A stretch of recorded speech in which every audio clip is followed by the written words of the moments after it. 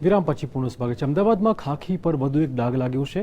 ગત મહિને ગોમતીપુર વિસ્તારમાં પોલીસની ધમકીના કારણે એક કિશોરે આત્મહત્યા કરી હતી, ત્યારે હવે પોલીસના મારના કારણે એક શિક્ષકને કિડની ખોવાનો વારો આવ્યો છે।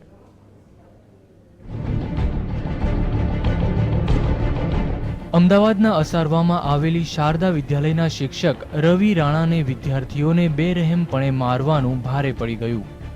આરોપ છે કે વિદ્યાર્થીઓની નિર્દયતાથી પીટાઈના કેસની ફરિયાદ દરમિયાન પોલીસે કડકાઈથી શિક્ષકની પૂછપરછ કરી।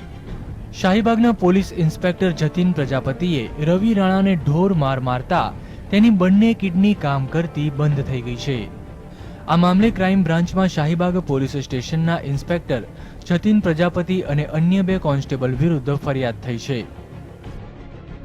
પોલીસ સ્ટેશનમાં રવિ રમેશભાઈ રાણાની ફરિયાદ લેવામાં આવેલી હતી। 18/3ના રોજ જ્યારે બનાવ બન્યો હતો, સ્કૂલમાં જે રવિએ જે બાળકોને ફૂટપટ્ટીથી માર્યું હતું અને એને જ્યારે પોલીસ સ્ટેશનમાં લાવ્યા હતા, ત્યારે ફરિયાદીના કહેવા મુજબ કે જતીન પ્રજાપતિને 2 પોલીસવાળાએ અમને લાકડીથી માર્યું છે અને ઉઠ બેઠક કરાવી છે। એ આધારે 323 અને એટ્રોસિટી કલમ મુજબ પણ ગુનો દાખલ કરવામાં આવ્યો છે। આ ભોગ બનનાર જે છે, મીન્સ એ વિક્ટીમ જે છે રવિ, એનું નિવેદન લેવામાં આવ્યું છે। શિક્ષકે બાળકોને ઢોર માર માર્યો હતો અને તેના સીસીટીવી ફૂટેજ જોઈને પીઆઈ જતીન પ્રજાપતિ ઉશ્કેરાઈ ગયા હતા। આરોપ છે કે તેમણે ગુસ્સો શિક્ષક પર ઉતાર્યો અને શિક્ષકને તેની ભૂલની આટલી આકરી સજા ફટકારી।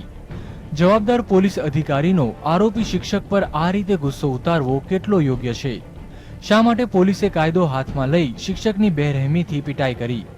આ કેસમાં હવે પોલીસ સામે શું પગલાં ભરાય છે તે જોવું રહ્યું।